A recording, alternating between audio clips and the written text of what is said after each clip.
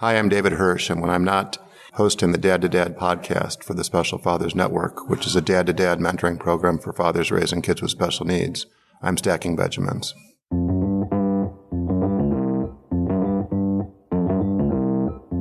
Live from Joe's mom's basement, it's the Stacking Benjamin Show.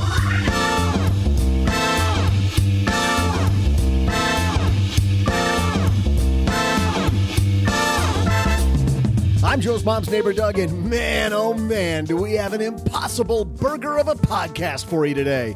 Say hello to the woman behind the Wall Street Journal's Secrets of Wealthy Women podcast, Veronica Dagher. And is it true that you can't beat the stock market? One recent piece says what you think you know probably isn't correct.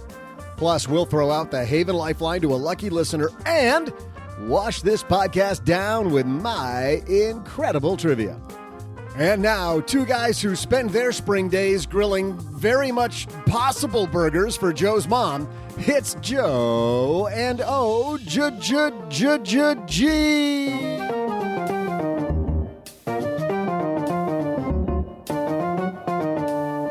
Nothing mom likes more than her burgers possible. Welcome to the middle of the month. I'm Joe Salcihi, Average Joe Money on Twitter. And across from me, not just Hump Day for the week, but also celebrating Hump Day of the month with me, my friend OG. What's your favorite non-traditional topping on a cheeseburger? I don't do non-traditional toppings. Mushroom and Swiss is like as far as I go. It's like, okay. All right. Yeah. Bacon.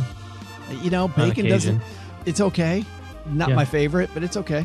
How about a over easy egg?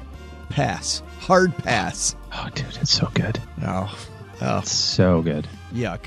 Welcome to the Disgusting Burgers That OG Eats podcast. Man, we got a great show today. We got Veronica Dagher here from the Wall Street Journal. How about that? Okay. Finally, somebody that can keep us on our toes. I know, right? Veronica has a fantastic podcast, The Secrets of Wealthy Women. We're going to talk about some of those. Whether you're a woman or a man, you're going to like these secrets. They are some fantastic stuff. You just listen to one episode and man, you've got it. But we've got her for a preview here today. We got some great headlines. We also got Magnify Money, OG, supporting us today. Thanks to Magnify Money. And thanks to you if you used our link when you went to magnifymoney.com using stackingbenjamins.com/Magnify Money. What you found when you went there is that those brick and mortar products that your bank has, not best in class, not even close to best in class. You'll find better savings account, better checking accounts, better options to consolidate your debt. Or if you have no debt, you're playing the credit card reward game, better reward offers at stackingbenjamins.com/Magnify Money. Big show today. Veronica Dagher, OG, me, Doug. Cheeseburgers. It's all here. Let's get this party started. Hello, darlings. And now, it's time for your favorite part of the show, our Stacking Benjamins headlines. It was always funny when I was a financial planner talking to money managers and hearing their take on their ability to beat the market, and then the intelligentsia's take of people who aren't money managers. I found this really, really interesting from Brett Aarons. I called him Bruce on Monday. Sorry, Brett. You on Monday were Bruce. Okay, just got to change your name for one day. That's that was the former head coach of the Cardinals. That's exactly why I thought that was it. He pivoted. Pivoted first names. Brett says this: investors' widely held beliefs about ETFs and index funds may be wrong. A new study's just shaken one of the biggest investment myths on Main Street. An analysis of mutual fund stock trades over the past 2 decades has thrown into question the rationale that has sent everybody and her grandmother stampeding into low-cost index funds and exchange-traded funds. I can stop right there for a second. For a big part of our audience, them's fighting words, OG. Yeah. I can hear people going, it's not true. Pitchfork time. There is no way that's true. Hold on. There's more. That rationale that even skilled fund managers can't beat the stock market indices, so there's no reason to pay somebody to try. Not true, right? Finance and accounting professors Linda Chen at the University of Idaho, Wei Wang of the College of St. Benedict and St. John's University, and George Zhang of Washington State University, after an exhaustive study of nearly 2,000 U.S. mutual fund stock trades by month from January 98 to March 2015. Instead, their research found substantial evidence that many skilled money managers are adept at picking stocks. Quote, mutual fund trades outperform their benchmark, they wrote, and critically, they're good at picking the stocks that are going to beat earnings expectations ahead of time. Large active trades by mutual funds prior to the month of earnings announcements have significantly positive abnormal returns in the subsequent 1, 2, and 3 month horizons, they wrote. That's true even when you adjust for the major stock market factors such as value, stock size, and price momentum, they wrote. Indeed, when you measured this, they found the top 20% of funds beat the bottom 20% by a remarkable 1.27 percentage points a year, and the outperformance is even true when fund managers' fees were taken into account, they added. So, has everybody wondering, if these people are so big at picking, OG, how come they don't beat the market? The piece asks that same questions. After all, the piece says there have been plenty of evidence that overall fund returns don't on average exceed their benchmarks. A big reason lies in the words active trades. For their analysis, the researchers separated all mutual fund stock trades into 2 groups. One group consisted of the trades that managers made simply because they had to, because of investor money flows into or out of their fund. So example, in a hot market, bunch of people throw money at the Fidelity Contra Fund, let's say. Contra Fund manager isn't allowed by their prospectus to leave that money in cash for a better day. By prospectus, or they get sued, they have to invest that money as it says in the prospectus. So they make the trade even though the manager knows it's a stupid time to buy the stock. They have to. And then there's other trades that they make that are based on their thoughts around the market. Those are the active trades. So the second group of stock trades consist of those the managers made simply because they liked or disliked a stock. These so-called active trades have nothing to do with fund flows. Money managers may have had to liquidate other stocks in order to raise the money to double down on their bets on stocks they liked.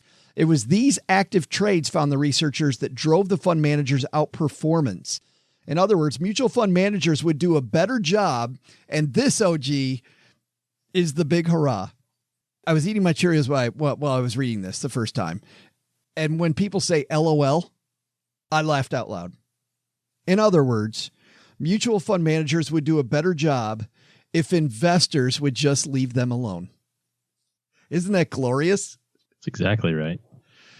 They would do better if they left themselves alone too. But the thing with the, that outperformance or whatever, beating the market, that sort of thing, the problem that people mistake here is they kind of get the data incorrect. And then that leads to a series of other somewhat faulty assumptions. So, for example, you'll hear people say, you can't beat the market. False. A lot of people do. In some years, it's 40%. Some years, it's 55%. Some years, it's 22%. There are all sorts of people out there who beat, quote unquote, the market or their benchmark or whatever. But as this piece says, there's also a bunch of people who would beat the market if the system worked differently. if they were able to be left alone. Yeah. But the part that we want to focus on is that it costs a lot of money to try to beat the market, to try to outperform. And so where indexing becomes interesting is because it's so inexpensive, you don't have to take that risk. The risk is, you put your money on the wrong horse. You say, well, Bill's done it 17 years in a row, so he must do it the 18th. And that's not true. So indexing takes that risk away, but it also takes away the potential reward, which is the trade-off between that, marginal extra cost. And I don't mean marginal in the sense of not being a lot. I mean, the definition of marginal is just like an extra cost compared to the marginal return.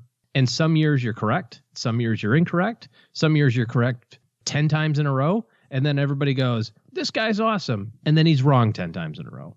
So where indexing is interesting is that it takes that information of you can't beat the market, which isn't true. People do. It says you can't beat the market and you can't predict the person who's going to do it in advance. Therefore, we shouldn't have to pay a higher cost for it. So my argument always is, if you could beat the market, you would want to do it, correct?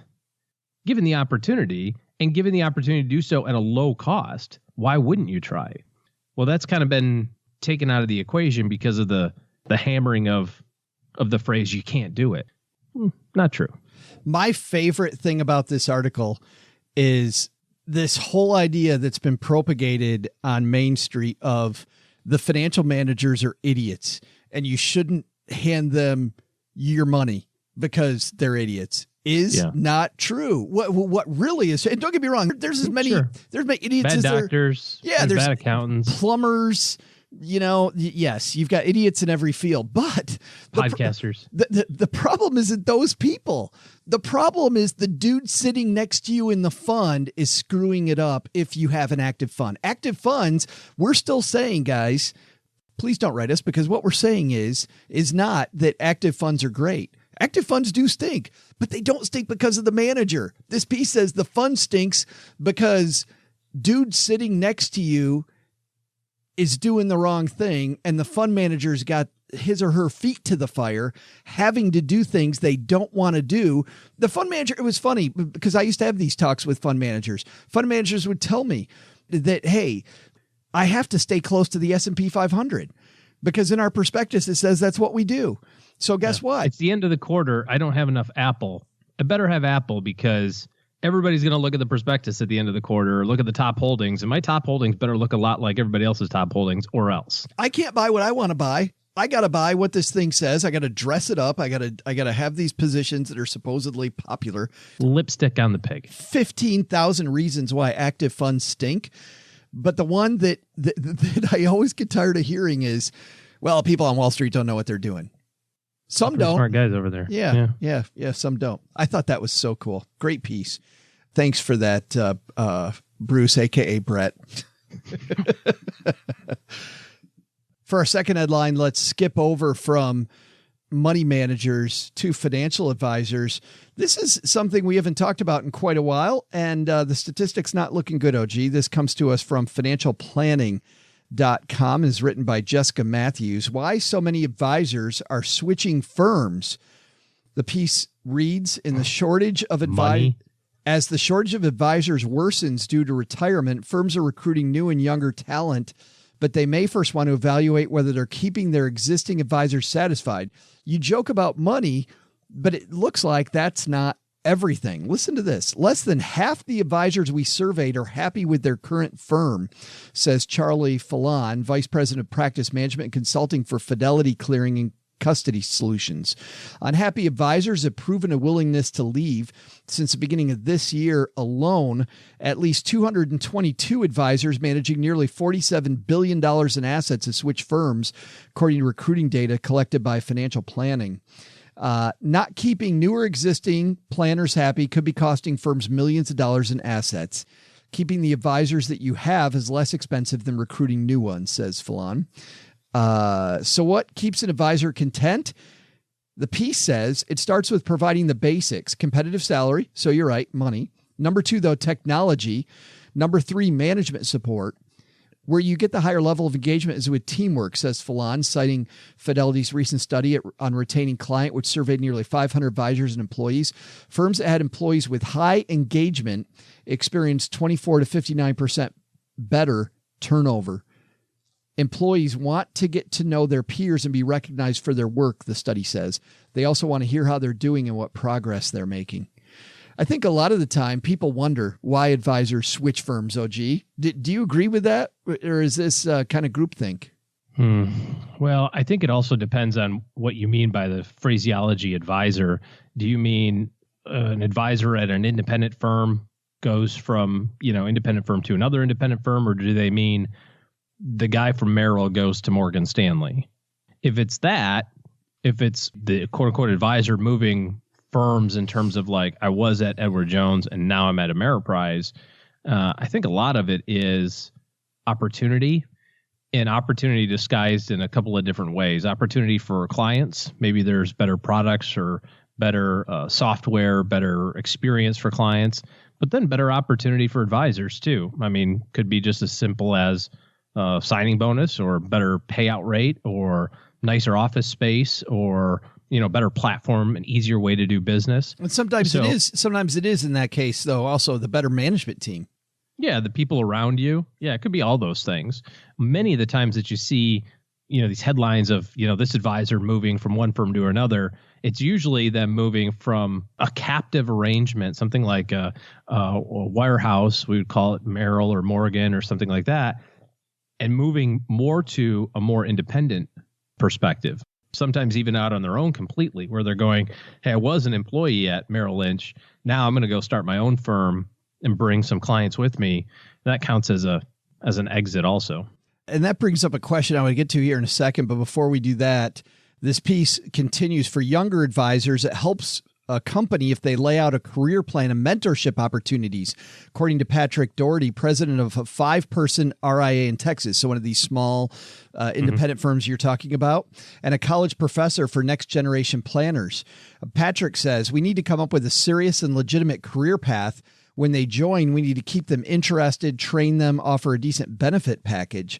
But be careful of overcommitting, the piece continues. More than 33% of advisors said their current firm didn't live up to the value it had initially promised. According to Fidelity's, shocking. People say, hey, guess what? The grass is way greener over here. Turns out they're shoveling it a little bit. Well, and I wonder how much of it also is expectations on both ends, right? It's as a young planner coming out of school, I want to meet with all the millionaire clients because that's where all the cool stuff happens. And they stick me on the phones to follow up with, insurance paperwork or something like that. I totally remember that though. When I first started, I had an advisor that I sat by in this big training program that I was a part of. And he was upset that he didn't get to work with like the firm's top clients. And it was funny. I remember my buddy saying to him, he's like, really? Oh, you're the new guy? Here's the really important people. Here's the relationships that are most important to the company. We're going to hand them to the new guy because the client's going to like that better. And definitely, that was hilarious. So I think there's a little bit of that, with the expectations. I think it's very difficult to wear both hats. I go through this in my business as well. Being an advisor is one thing that I can do in my sleep, is what I've been doing for 2 decades, But then the other thing is I also have to be a leader of advisors. So I have to remember that we have to do training. The stuff that I just know in the back of my head, I just know these folks have never heard before. So, when I say something like, oh, well, we're going to do the backdoor IRA contribution, we're going to wait 30 days for the statement of post and do the conversion. Duh. Like people on the team look at me and go, yeah, cool. Why? And what the hell are you talking about? Huh? What? And so you got to recognize that there needs to be training opportunities. If you're an advisor that's bringing on advisors also, you have to restructure your life basically around that. Which brings up the question, if your advisor is changing firms, everybody goes through this. Is the company more important or is the advisor more important? Do I go with the advisor? Do I stick with the company? Well, I think it's really going to be uniquely personal for each person, but generally speaking, I come down on the side of the relationship. If your advisor is going from Ameriprise to LPL, or is going from Merrill to Morgan, or is going from, Edward Jones to starting their own firm or whatever, I think your relationship is with that advisor. And the products and services now are so uniform throughout the industry that there's really not going to be that profoundly big of a difference between oh, well, now I'm at Morgan, so now we get to do this cool stuff that we could never do at that crap hole Merrill. They're both gigantic $1 trillion firms. They have all the same tools, maybe just a little bit different. So you have to evaluate whether or not you like your advisor team more than anything. Statements are going to be different, and which all is that important sort of from the beginning. Which is important from the beginning, by the way. That's exactly my thought. Is that if you come down on the side of the relationship with Merrill Lynch is more important than with your advisor. I don't think you really had an advisor. Yeah. I don't think you did. If you feel like the company's more important than the person, I don't think you had the right person then. Yeah. You got to recognize that from an advisor standpoint, moving firms is a huge deal. It's a huge undertaking. It's very risky, from a career standpoint. Speaking of that, by the way, not to derail this too much, but did you see the news I think it was last week, about those two guys that made the move, talking about how risky it is, guys? A lot of people don't realize what OG's talking about, just how risky this completely is. These two guys moved from one firm to another firm. Of course, these are the type of deals where you leave at midnight and take the client files with you. You're calling everybody the next day, telling them to come over to the new firm. The old firm sues the advisor. By the way, that happens all the time. Mm-hmm. Sues the advisors. But because these two dudes did it wrong, they got fired from the new firm on day 2 because they didn't dot their I's and cross their T's in terms of coming over. So now they're sued by the first firm. They don't have any place to land with the second firm. Imagine being in their shoes. Holy cow. Yeah. Well, and there's a lot of rules that you have to follow if you're going to leave and that sort of thing. But it's a very risky thing. And it's nothing that an advisor would take very lightly. It's not like the advisor, wake up on a Tuesday and go, this sucks. What's Merrill doing? And then decide by Thursday morning that they're going to move. A lot of times you'll hear the story of people taking 6 or 9 or 12 months to make the transition.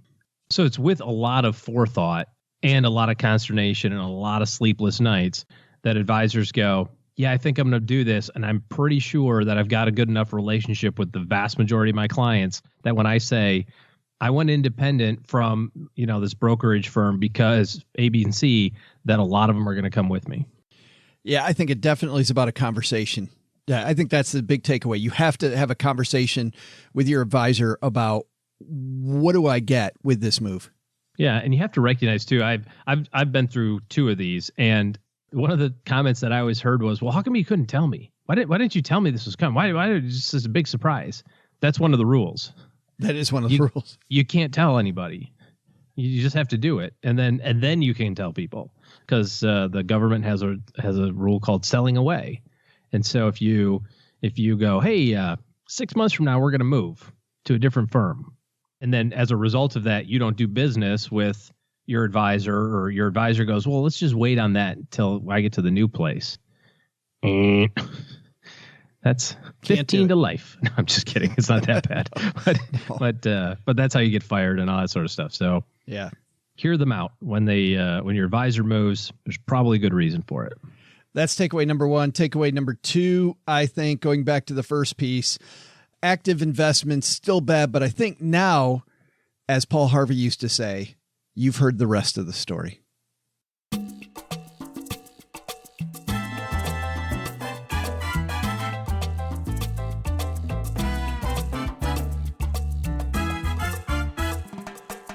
So speaking of Paul Harvey and the rest of the story, right? Yeah.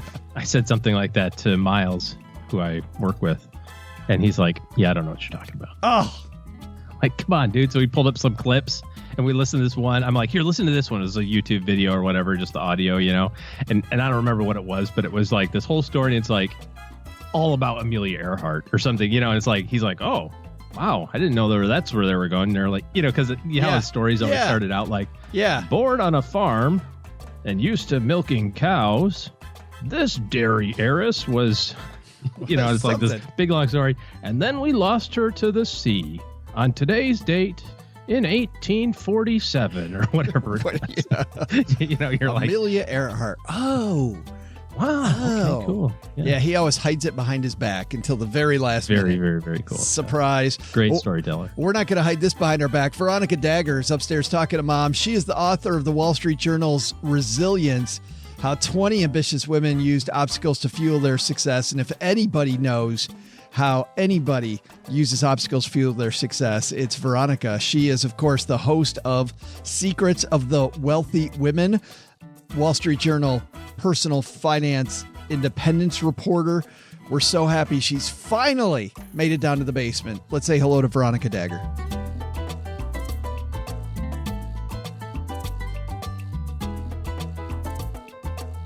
And coming down the stairs to the basement, the host of the Secrets of Wealthy Women podcast, our new friend, Veronica Dagher. How are you? I'm good. It's great to be here in this basement. It's not as dark as I thought it would be. You don't get a chance to say that much, do you? It's great to be here in the basement. It's not the dungeon I expected. Yeah, you're welcome, Veronica, by the way. You're welcome. It's great to be here. Thank you so much for having me. Well, I'm so excited to see your new project called Resilience, How 20 Ambitious Women Used Obstacles to Fuel Their Success. Tell me, how'd this project get started? Yeah, I'm super excited about it. It's our new ebook for the Wall Street Journal. And so, I host this podcast called Secrets of Wealthy Women, where we interview women about their success and their obstacles that they've encountered. And so we heard from a lot of podcast listeners, they want more of the content. They wanted to hear more of these women's stories. And the women we speak to on Secrets, it's women like Maria Sharapova and Aisha Curry.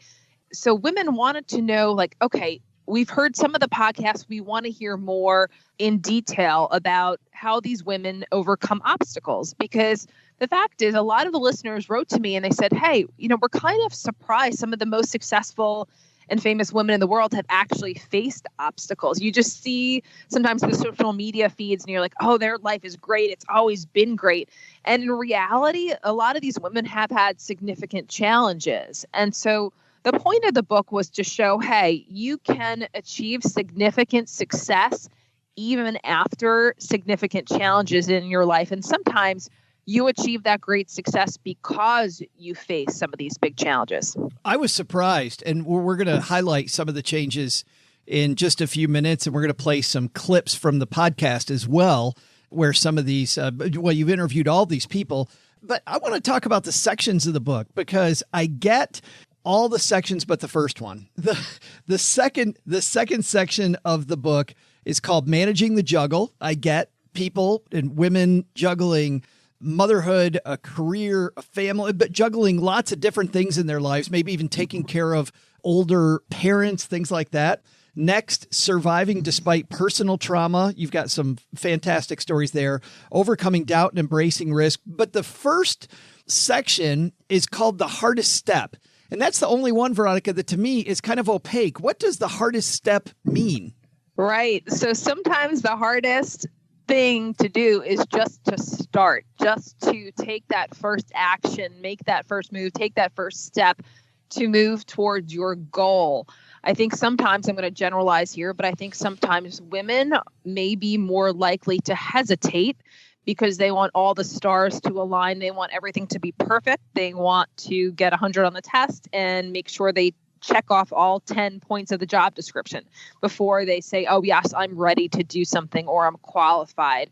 And sometimes when you are, especially earlier in your career, that can be amplified, that hesitation. And so we wanted to show the fact that, hey, you can take that first step, get over that initial hesitation that you may feel or other people may impose on you, and you can succeed. So just take it one day at a time. Have you found that to be the case in your career? You know what? I think so. Especially when I was younger, I was a bit more timid about saying what I wanted, what I was thinking, what sort of the support that I needed, what my goals were. I think on some level, I held myself back because I remember when I started doing video here at the Journal, that essentially happened because someone tapped me on the back and said, I think you'd be good at this. And I was like, to them, I was like, you know what? I have not had any training in video or television. What makes you think I'd be good at it? I'm not qualified. And they're like, just try it, just do it. And I was like, you know what? I'll trust them on this. I'll try it. And I end up loving doing this sort of multimedia types of things. But I wouldn't have done that unless they had tapped me on the shoulder. And so I think sometimes women need someone to tap them on the shoulder. But I think sometimes if we do a little bit more reflection, we could realize some of these things on our own, saying, that would be cool to do. I would like to try that. And nominate yourself, advocate for yourself, and don't be afraid of hearing no, because no at first may turn into yes later. Often it does. I remember that even with my career when I first started doing local TV here, I was like, you kidding me? I have a face for radio. There's no way. Yeah. And then once I did it, I totally liked it. So I'm with you. And obviously this is about women, but it was even true for me. You kick off the book talking to Kate White. And for the few people out there that don't know who Kate White is, who we all think of, by the way, as an incredibly confident person, explain to everybody who she is. Yes, I love Kate White. So she is the longtime editor of Cosmopolitan magazine. She was the editor for over a decade.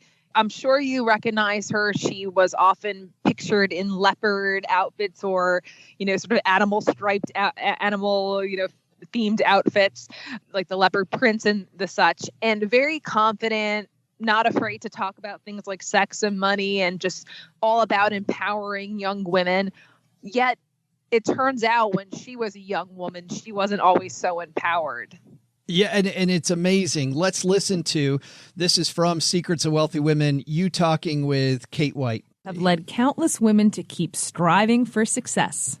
Heard you said you felt socially awkward when you were younger and you felt weird about introducing yourself. How did you get more comfortable doing so? I would say it's probably just trial and error. The more you do it, the easier it gets. And I had to kind of force myself to be out in the world, to meet people, to give speeches and the like. And eventually you reach that threshold, so it's no longer difficult. Right? You found out you were passed over for a major promotion earlier in your career because you were a woman. Tell us about that. Wow. I had been working at this magazine. It was a newspaper supplement, but it was really popular in a lot of newspapers. And my boss left to become the editor of GQ. And I loved him, and I felt bad about his leaving. But he said, Kate, look, you're going to be able to run the magazine while they search for a replacement, and you're one of the candidates. So I was really psyched. And after getting over some initial nervousness, I discovered I loved being in charge, loved being the boss, loving having the whole magazine. For me to decide what was going to be the content, I didn't get the job after 3 months. It went to a guy from the outside from Time magazine, and I just accepted, okay, I was only in my early 30s. But later, my old boss took me out to lunch, and he said, look, I can't ever say this in a court of law, but you had the best proposal, apparently, and you didn't get the job because you're a woman. That is absolutely – ouch. Just makes my stomach hurt. I know. Horrible, horrible. But you know what? And what's kind of sad is I think there's still a fair amount of that today, especially in the financial industry, at least from what I hear. Yeah. That, women are maybe very qualified, but they may not be getting the jobs because they just don't fit what some people think is the typical profile. So, yeah, I mean, I appreciate the honesty that boss gave her, but I also can't imagine how horrible that must have felt for her at that time. But I want to go back to the empowering part of this, Veronica, which was there at the beginning, that she's not somebody we all think of. Kate, those people that know Kate, think of her as somebody who's always been confident. And yet when you hear her talk, it's more like Malcolm Gladwell's 10,000 hours. She's put herself in the position so many times that it finally started to become natural. And maybe that's the takeaway. Yeah, I think that's a huge takeaway. Totally. That, you may not have all the skills you need at the moment. You may not have all the confidence you need at the moment. But in a way, it's a bit of a fake it till you make it. Just keep practicing, keep acquiring the skills that you need. In her case, she took some public speaking classes to develop that so-called executive presence. She networked with a lot of different people, so she would be in those circles of the higher ups, so they would know her name. She took the steps. She figured out the steps she needed to take in order to be seen as a player, and then just kept repeating that over and over again. And eventually people took her seriously and saw her as editor-in-chief material, which she obviously was for so long. And so it's a matter of sometimes convincing yourself. And like she said, the more you do, the easier it gets. And I've definitely found that to be the case too. The more podcasts I tape, the easier it gets, the more Appearances, I do same thing. It's just a matter of repetition. None of this is brain surgery. Don't tell too many people that. Don't tell people that. Right, don't know. It's a lot of hard work, but it's not brain surgery. That is true. At the end of each chapter, with each of these powerful women, you have some takeaways, and we won't have time to go through all of them, but I want to ask you about two of these. At the end of your chapter with Kate, one of her tips is to find a sponsor. Tell me what that's about.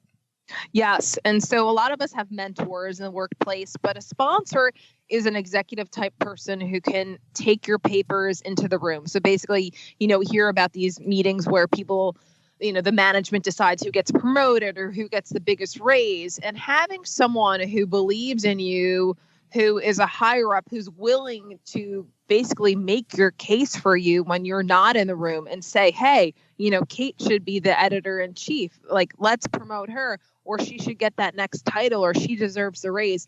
To be almost like a spokesperson for you who's going to talk you up to other management types and increase your opportunities and their interest in promoting you and seeing you as a valuable member of the team. So you need someone like that who's going to risk almost their so-called political capital to help advance your career. It's a wonderful thing to have a sponsor, and it really helps you take things to the next level.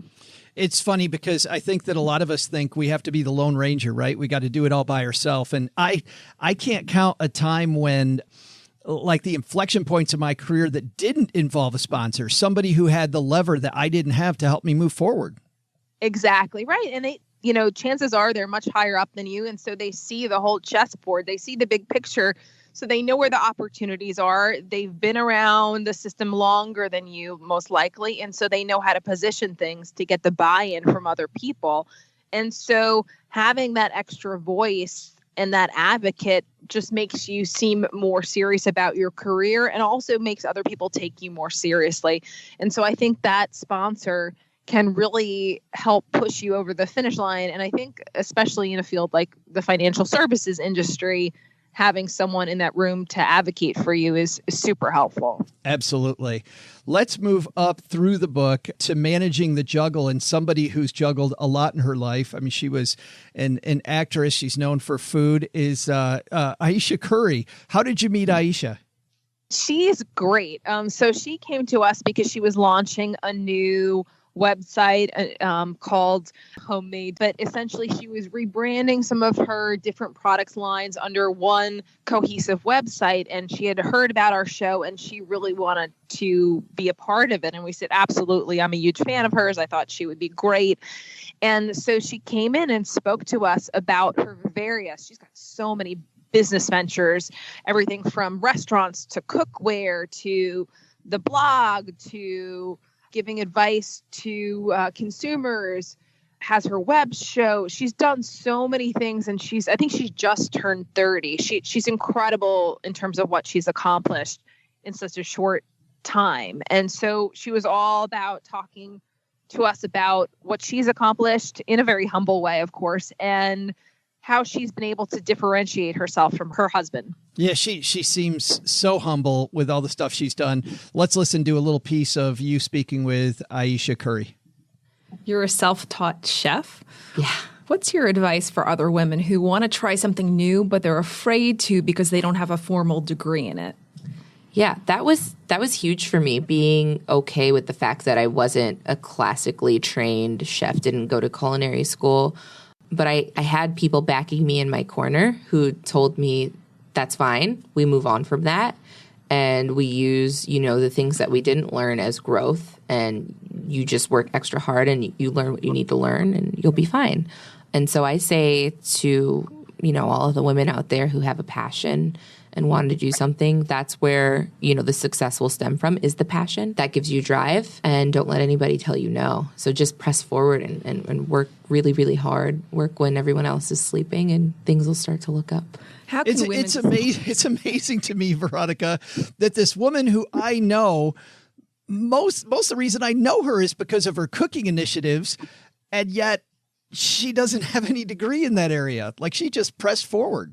She did. She was fearless about it. And that's one thing she stresses, just go for it. Just try it. You can't sit around and wait for permission. And let's face it, in this world that we live in with media so accessible, you can do videos, you can do podcasts all on your own.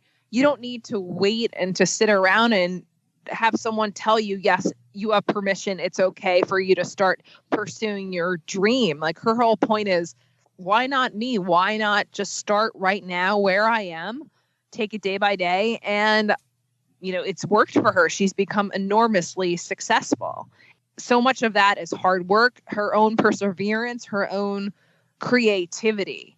And so you can't say, I know some people love to say, like, oh, it's only because of Steph, her husband. And you know what? She's like, no, he helped open some doors for me, but she's the one who had to walk through those doors. She's the one who had to do the work to keep it going, to expand it, to have that vision. Great that he's supportive and he can maybe provide a connection or two, but at the end of the day, she's the one who has to hustle to make this business work. Yeah, you look at her trajectory before she was married, I think she would have probably ended up very close to the same place. I believe that as well. I mean, she's incredibly charismatic. She's great on camera.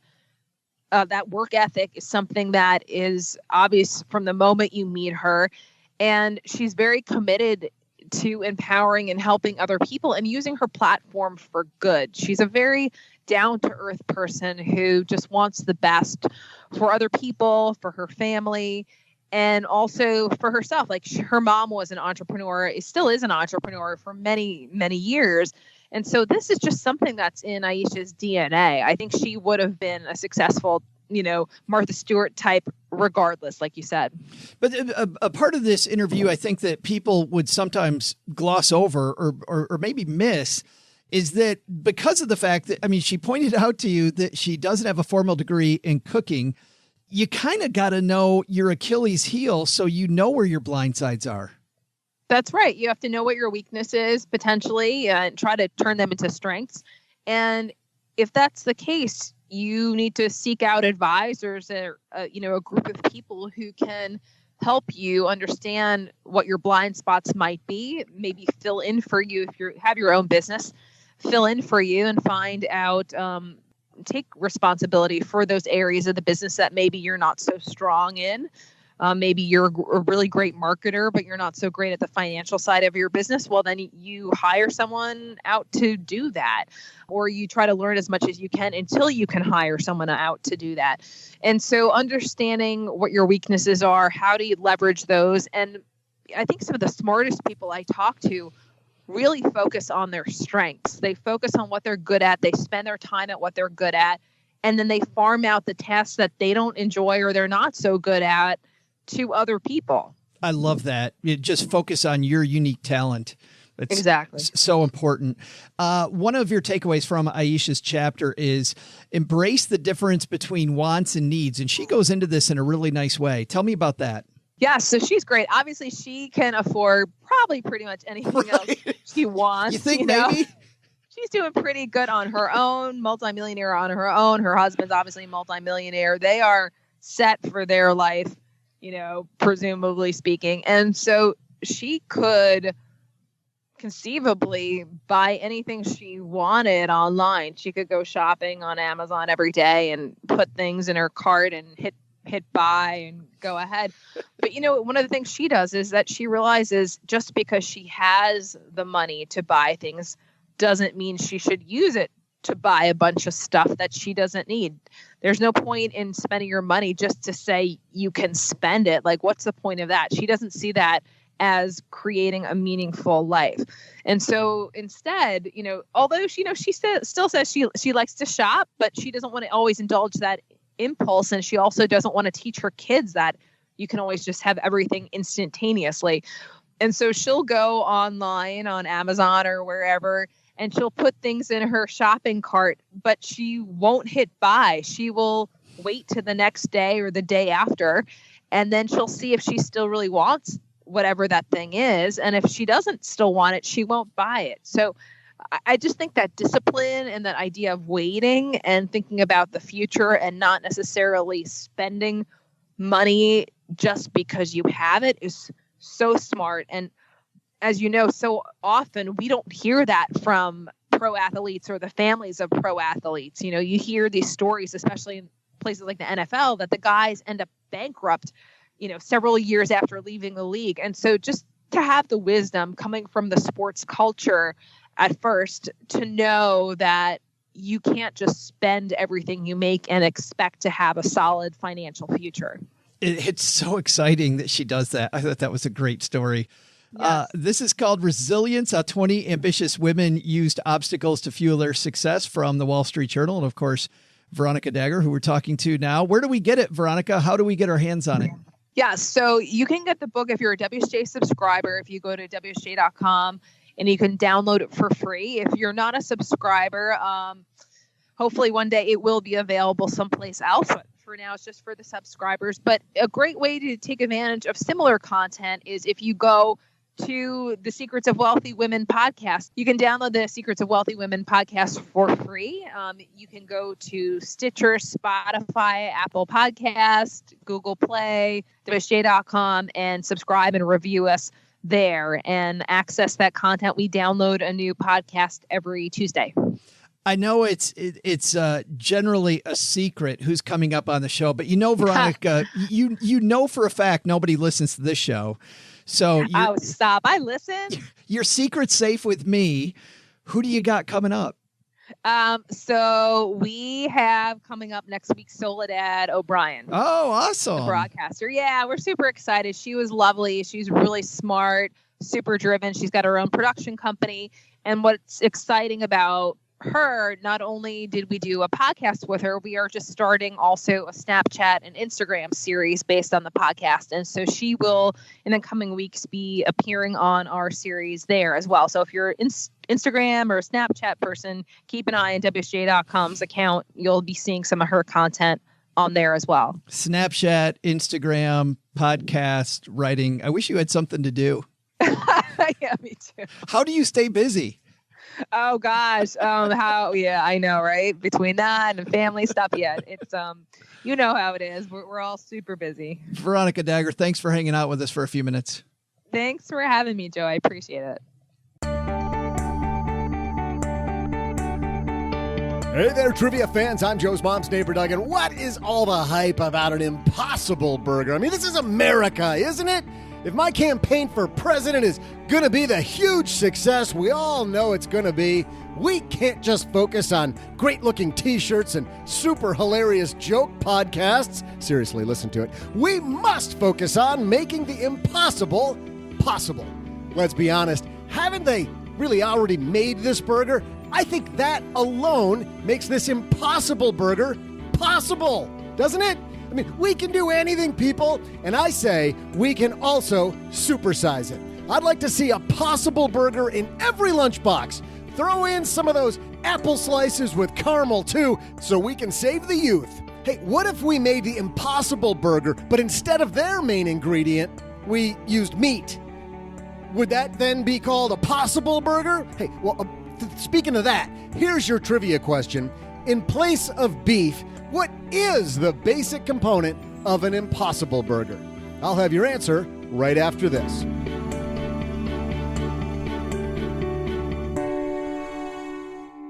Well, if you're new to the show, you may not know how much we like Magnify Money because not only are they a sponsor, when we answer questions from stackers, we often refer them to Magnify Money because it is an award-winning spot where you can take over 92% of the stuff on the internet and compare it against each other. And different than some sites where they will compare and contrast things in a way that suits their pocketbook, Magnify Money has 4 straight criteria, whether they have a relationship with the bank or the credit card or the student loan company, whatever it is, it's all straight ahead at Magnify Money. Of course, you pair that with an award-winning blog led by our friend Mandy Woodruff, and you've got everything you could want. Let's do what we've done here a few times. Head to stackybenjamins.com/Magnify Money and take a look at interest rates on savings accounts. We haven't done this in a little while. All right. So I go to stackybenjamins.com/Magnify Money. It says compare for best offers on, and I hover over, and it says I can look at balance transfers, cashback reward, credit cards, 0% interest cards, secured credit cards, debt consolidation loans, auto loans, student loan refinance, Parent Plus loan refinance, personal loans, checking accounts, savings accounts, CD rates. I click on savings accounts, click on my zip code, and we're all the way up now, guys, to 2.5%. U.S. Allied Financial. Now, it gives me a transparency score, which means all that fine print you've got to sign tells me it's an A. Got to put at least $500 in it to get to 2.5. And it says it's NCUA insured because it's a credit union. Next is 2.46, Vio Bank. They get a B, but it's only $100. Rising Bank is next at 2.45. They get a C, $1,000 you got to put in. Then next we've got 2.45, a few at 2.45. Then we go down to 2.4. Man, if you're not getting significantly over 2%, you're really missing out. A lot of brick and mortar bank people still getting in the point somethings, not even 1%. Some familiar names here. 15th down, the 15th best is Marcus by Goldman Sachs. 16th best is Ally Bank online savings account. Barclays at 2.2. American Express down just below them at 2.1. Discover 2.1. E-Trade 2.1. So some good stuff there. StackingBenjamins.com/magnify money. If you go there, you'll see exactly why we like it and recommend it so often to stackers. Welcome back, impossibly dedicated trivia fans. I'm Joe's mom's neighbor, Doug, hashtag Doug 2020. Before the break, I asked you this trivia question. What is the basic component of an Impossible Burger?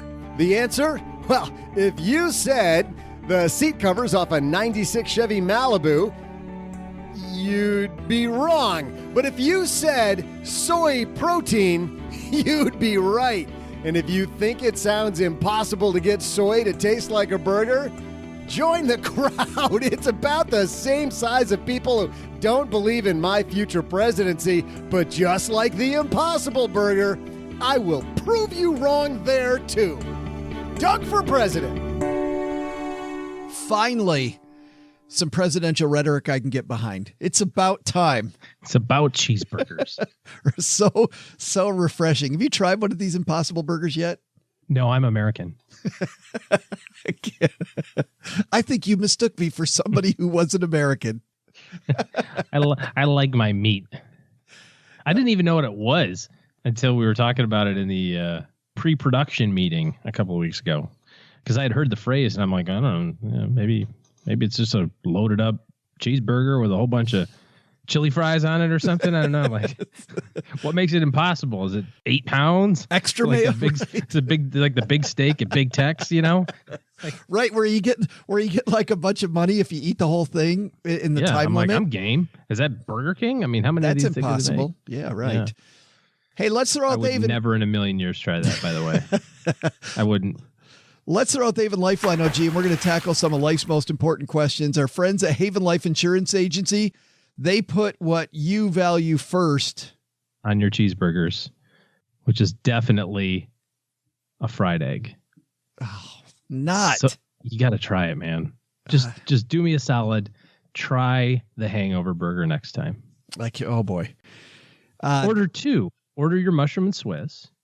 And then order the Hangover. And if you don't like it, then I'm going to stick with what they have here, which is your loved ones in your time. I think that's much better than the fried egg on the burger, but whatever. You never know.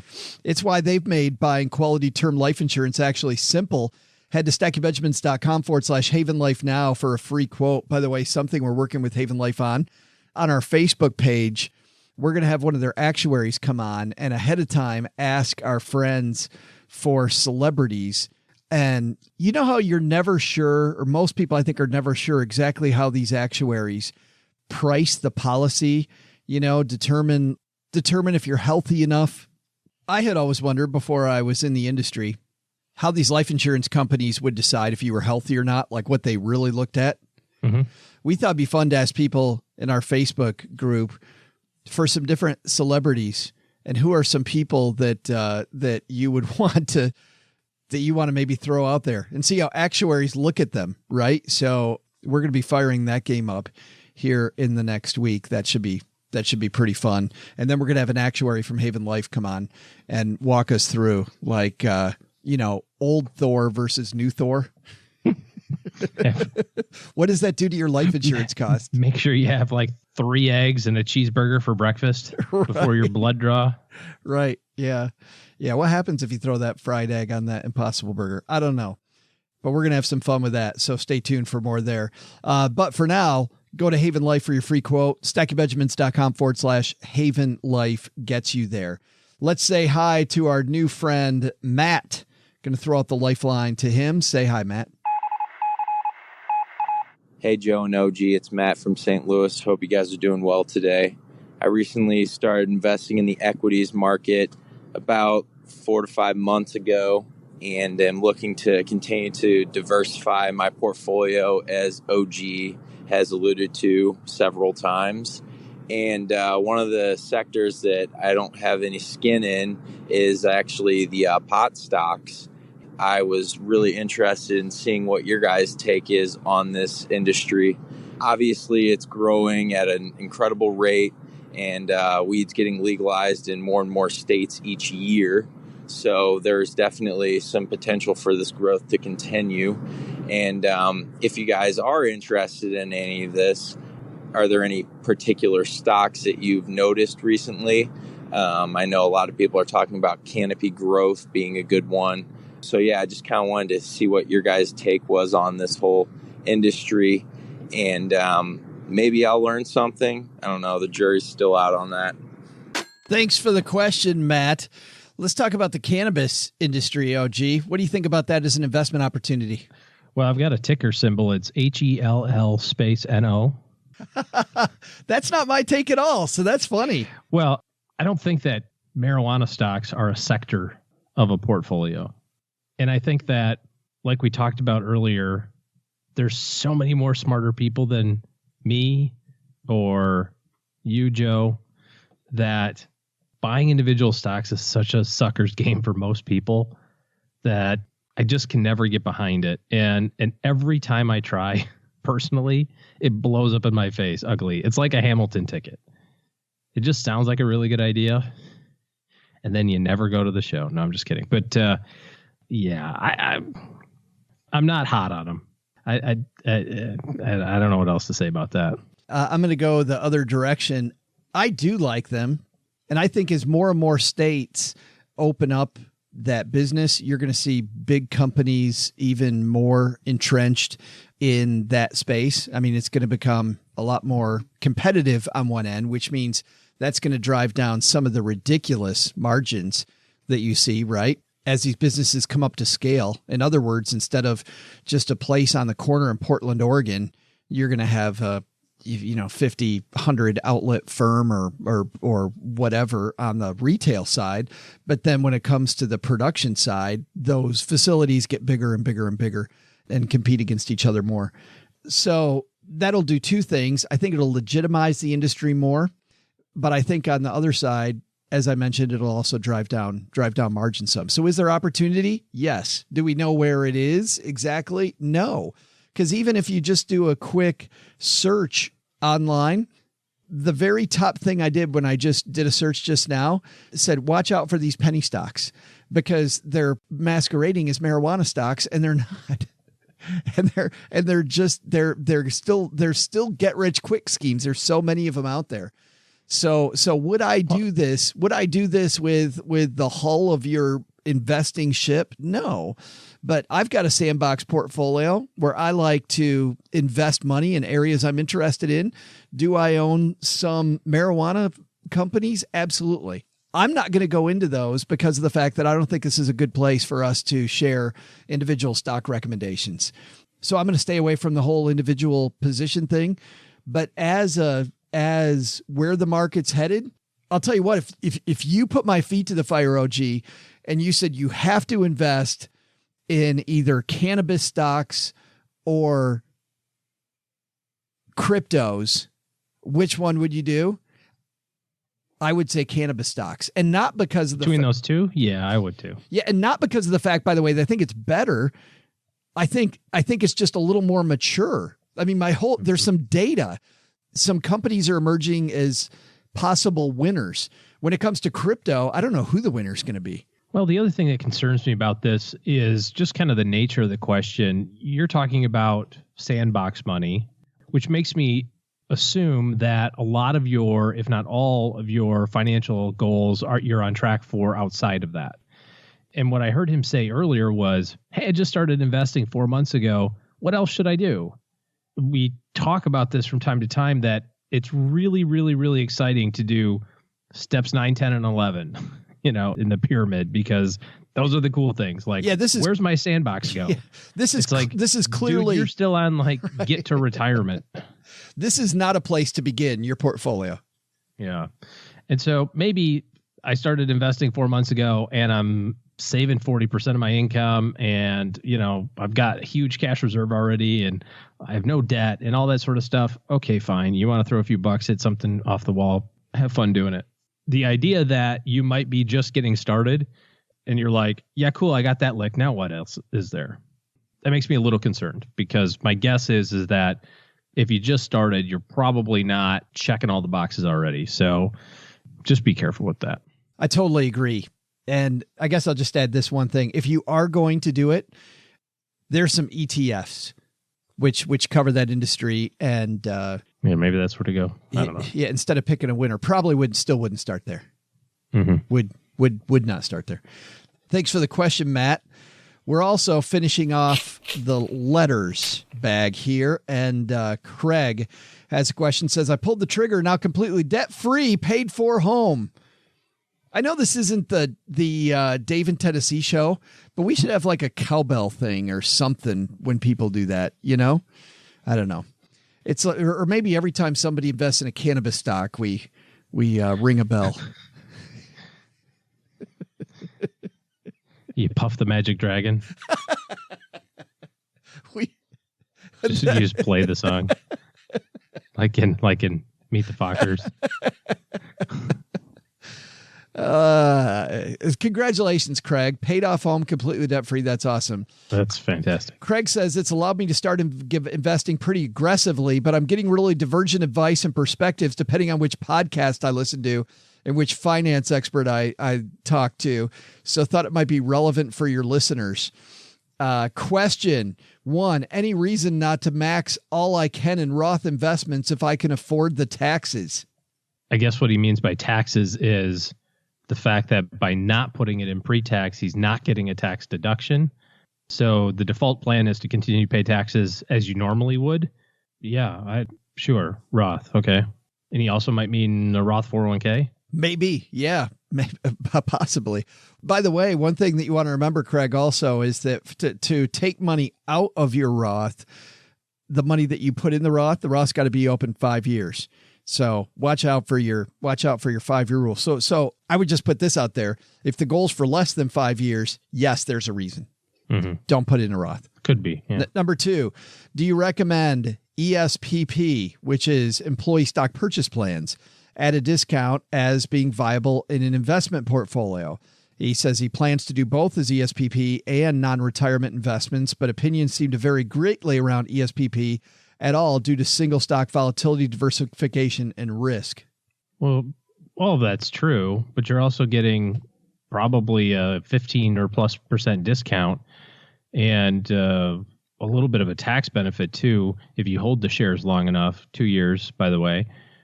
So assuming that your company is not a crappy company, I mean, that might be an issue. Well, and even so, I've seen people do this math, even having it as ordinary income during that first 2 years, getting the free 10% return, or 15% return, like immediately. Still. Yeah. Not ideal. I don't know why you wouldn't. Yeah. I don't know why you wouldn't do that. I'll tell you one thing, Craig, that I used to recommend, and OG, I don't know if you do this, was a conveyor belt approach.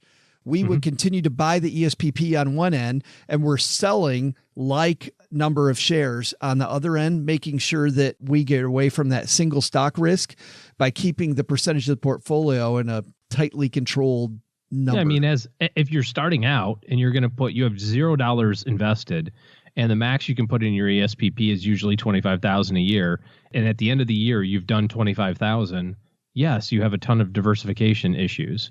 If at the end of year 2 you're at $50,000, still a lot of diversification issues. But then from that point forward, you'll start selling off $25,000 a year plus whatever gains there might have been and reinvesting that in something else. So yeah, the first couple of years it's concentrated and it definitely is risky. But if all of a sudden you've got $1 million portfolio and you've got $25,000 for the company stock, that's, 2.5%, whatever. Craig says this, would it be better to take the money that he's putting in the ESPP, about $700 per check, and invest that in a non-retirement mutual fund investment? Here's the way I would do it. Exactly, OG, what we're talking about. I keep the $700 going into the ESPP. Then every 6 months whenever your company gives you the shares, take the shares that have been around for 2 years, sell those and diversify them. Mm-hmm. Yeah, good stuff. Thanks for the question, Craig. You got a question for the show? Call the Haven Lifeline. StackyBenjamins.com/voicemail gets you there. And we'd love to hear from you. Thanks to Matt and Craig for the questions today. Real quick informal poll on Facebook. The yays have it. 31-12. Fried egg on cheeseburger. 31 disgusting people in our Facebook group. It's by a factor of darn near 2-1. So... yuck. Hey, even though his Epicurean delight may not be what we wish it was, OG and his firm pretty good at financial planning. And if you're looking for a financial planner in your corner, even though he has bad taste in food, head to StackyBenjamins.com/OG for more. I think we both know that I have pretty good taste in food. Not the fried Who egg. doesn't like cheeseburgers with fried eggs on them? I'll take the cheeseburger. All right, that's going to do it for today. Thanks to everybody, by the way, who's left a review of this podcast. This one's on Mom's Fridge today. 5 stars, favorite podcast from Lappin EQ. Have you ever wanted to sit around with friends judging Johnny Depp's spending habits while you're at work or doing the dishes or playing solitaire? Well, this is the show for you. One of my favorite parts of the day is whenever I find time to put on headphones and descend into the basement. Haven't learned anything, but the $100 bills lying around my house have mysteriously begun to pile up. Easily my favorite podcast. Thank you to cast and crew for all the hard work that makes it happen. Every time there's an extra interesting episode, I want to send you all a gold star. Thanks for that review. And if you've got time to tell people about the Stacky Benjamin Show, I think that lets people OG know what they're getting into. All right, Doug, take it from here, man. What should we have learned today? Sure thing, Joe, because I always know what the people want to hear. I'd be happy to tell them what they should have learned today. First, take some advice from Veronica Dagher. She gave us lots of great nuggets, but how about this one? Find advocates and mentors to help with your career. Other men and women have struggled with the same things you're going through now, and many are happy to help. All you got to do is ask. Now I'm thinking about nuggets. Second, that idea that fund managers underperform the index because they aren't smart? Yeah, it appears they aren't the problem. That guy next to you piling money into funds at the wrong time and taking them out at the wrong time, that dude's the issue. But the big lesson? This Impossible Burger, it's fantastic. Let's have an Impossible Burger in every cradle and a baby in every hand. Or wait, reverse that. Flip that over. Or maybe $1 in every wallet and a Whataburger in every mouth, if you like that sort of thing. I don't know. This presidential messaging thing is hard.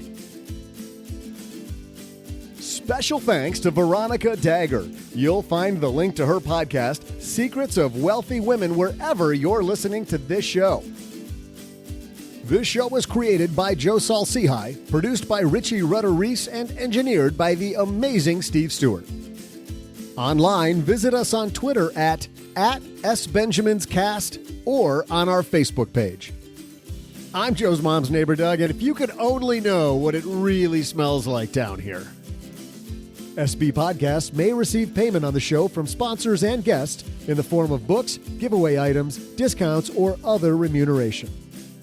There's no way you would take advice from these dorks, but like Joe's mom always says, don't take advice from people you don't know. This show is for entertainment purposes only, and before making any financial moves, consult with a real financial advisor.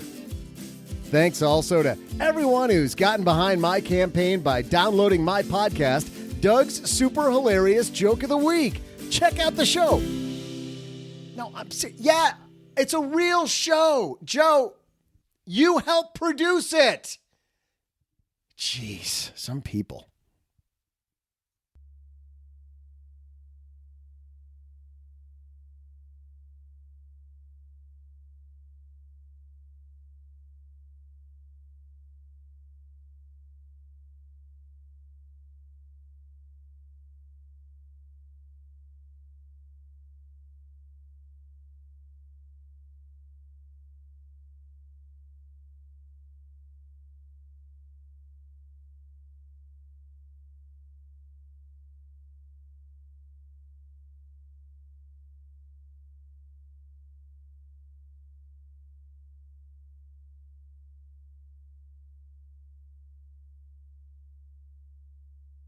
Welcome to the after show.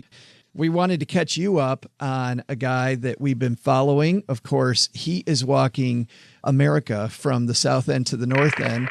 We've got on My Dad Shortwave, Joe Jimenez joins us again. Dude, you're back. Hey, Joe, how's it going? Nice to talk to you again. Well, I got to tell you, since we talked to you last, you have scaled a mountain. Yeah, a few of those. Yeah, but tell me about northern New Mexico, because, man, some of the pictures you sent me, one from the top of a mountain, the other one was just you hiking with like some beautiful, it looked like flat land behind you. How did you like New Mexico? Let me tell you, man, New Mexico, I feel, is one of the most underrated states in the U.S.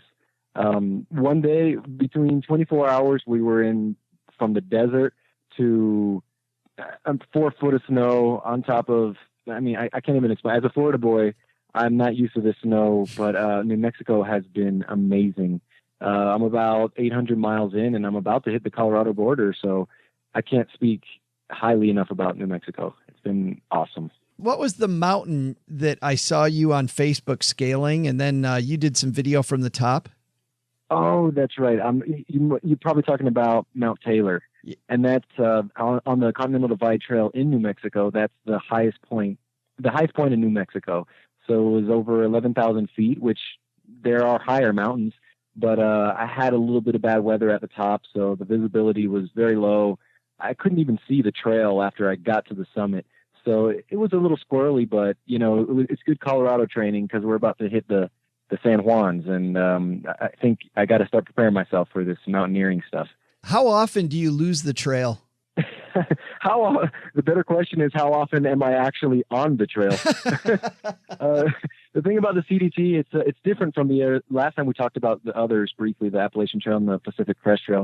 And the Continental Divide Trail is more of a kind of choose your own adventure, as in it's not a very well-marked trail. And a lot of times you don't know whether you're on the trail or not. You kind of find a good passageway. Sometimes it's not developed, which means there's not a lot of trail maintenance. So a lot of times there's down trees over the trail. You have to do a lot of bushwhacking. If you could see my legs, they're all scratched up from just going into the bushes all the time and trying to make my way. So I do lose the trail quite often, but the point is, as long as I'm heading due north, I think everything's all right. How are your legs doing and your feet? Surprisingly, my feet are doing well. It's not the case for most of the hikers, but I don't know, man. One of my skills is that my feet can take a lot of beating and still be okay. So actually, I'm in Chama, New Mexico now, and I actually just picked up new shoes because my pair that I hiked this whole time with are trashed. But luckily, my feet are good. So, no complaints there. I feel fresh. So I'm taking some time off to give my feet some rest. I'm taking about 3 days off, mostly due to the bad weather, but I could probably use it for my, foot repair. But in general, I feel great. No blisters. I haven't lost any toenails yet, so no complaints. Do you schedule these breaks? I mean, do you have this kind of built into the plan, or is this going to extend the trek a little bit longer? Not really. People ask me that all the time. One of the first questions is, when are you going to finish? How long is it going to take you? And it sounds kind of rude when I respond that I don't know, because with a journey this long, there's so many unknowns, and we didn't anticipate this weather. So, it just kind of heard through the grapevine that we're going to have 4 days of heavy snow and rain, and it was just going to be pretty nasty. So, sometimes it's just the case.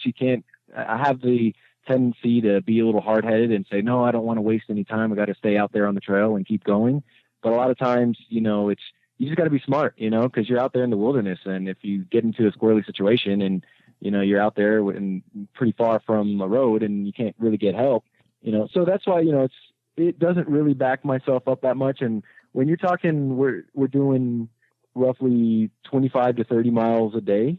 And then, if there's some good terrain, I could cover 40 miles a day, which is pretty big, but I could always make up the time is what I'm trying to say. So yeah, I don't know what I'm doing tomorrow. I don't know what I'm doing in a week. And I just like I said, just trying to make it to Canada. That's well, two things for you. Number one is in our Facebook group. And if people want to join the Facebook group, it's facebook.com. Just go to stackingbenjamins.com/basement, and that'll give you because it's kind of a long URL. But Perfect. people there, Joe, were sharing with us that on the Continental Divide Trail, they just tagged a big, huge grizzly, just monster grizzly. Sure. That they found right on the trail. Great. Yeah. Do you worry about seeing bears, or do you see much wildlife?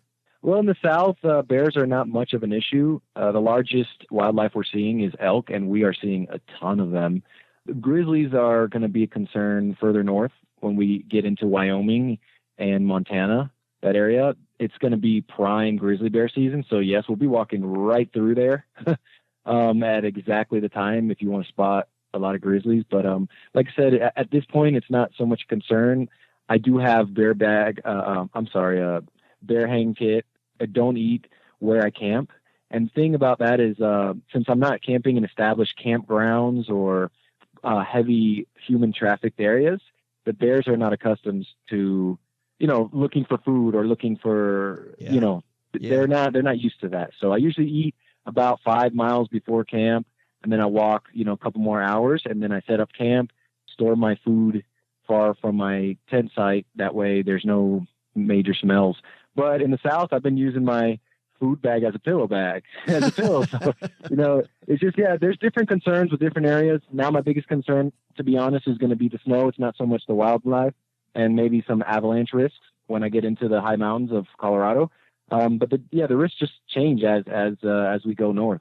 The other thing people have been asking is if you'd like to have some company along the trail. Do you have people that come and hike with you a little bit? Sure. Well, the way the trail works is us hikers, we usually start alone because it's really hard to start the trail with someone who is your same pace, who you get along with. Like me and you can be best friends, right, in real life.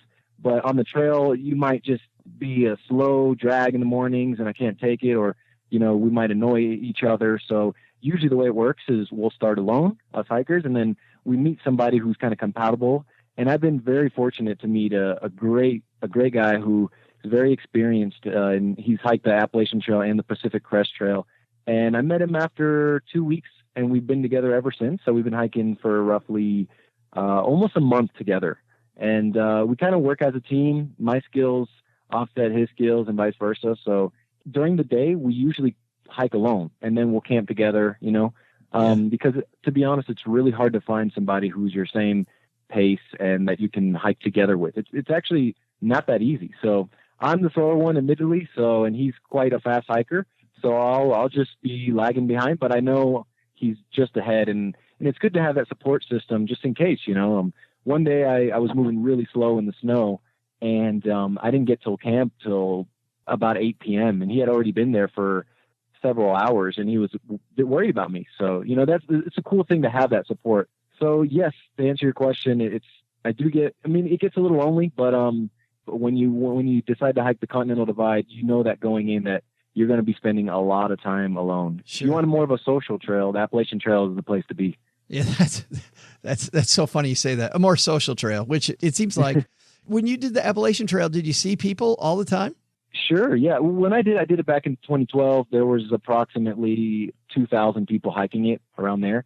Now it's estimated around 6,000 people attempting the thru hike. So, and the AT is definitely more developed. There's more shelters. There's actually privies, which, not to be too specific, but it's toilets along the whole entire trail. There's established, all the towns are way, way more established. There's more hostels. There's more of a trail culture.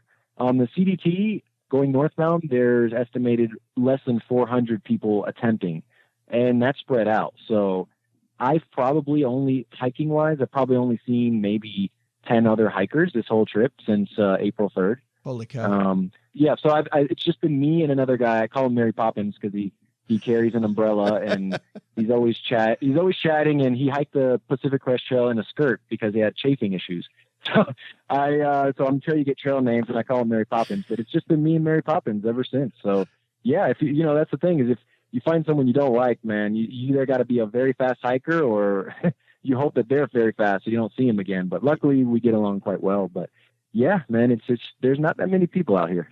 Do you call him Mary Poppins to his face? Oh yeah. Well, you know, I have variations. It's either M Pop, Popsicle, Pop, or sometimes I get lazy. I just call him Mary. And it's a 38-year-old French dude with a strong voice. The last thing you think about is Mary Poppins when you take a look at this guy. Massive quads, very in shape, ultra runner, and yeah, I'll call him Mary. And every time I forget that when I'm in town and I'm yelling across the parking lot, "Hey Mary, come over here," and people are looking like, "That guy's name is Mary?" You know, and he answers to it. It's funny. That's the way a trail works. We all get trail names, and yeah, he's married to me. That is awesome. Last question I have for you before we let you go, because I'm sure you've got other stuff you've got to do. The podcast. We haven't had an episode recently. What's going on there? I know. Yeah, man. I gotta actually. I'm recording an episode right now, so I have at least 3 in the chamber that I've already recorded. And I'm having some help back at home with that. But on the trail, it's hard to coordinate that stuff. I'm working on it. We should have an episode released very soon. I'm hoping that within this week we'll have it out. But actually today I'm recording another episode with a nice young couple that I'm staying at their hotel with right now. And they're a young couple who own a hotel, and they're in the fire movement, and they don't even know that they are. So that's very interesting. I'm going to have a conversation with them and see their take on their unconventional lifestyle. And hopefully that'll be released soon. That is awesome, man. Well, good luck with the next couple weeks, and we'll catch up with you in Colorado. I hope so. Hopefully I'll make it through some of those crazy mountains. Hopefully I'll cross some 14ers. But yeah, like I said, I got my snowshoes and my ice axe, and I'm going to be doing some mountaineering. So hopefully you'll see me on the other side. You'll see a lot more snow pics.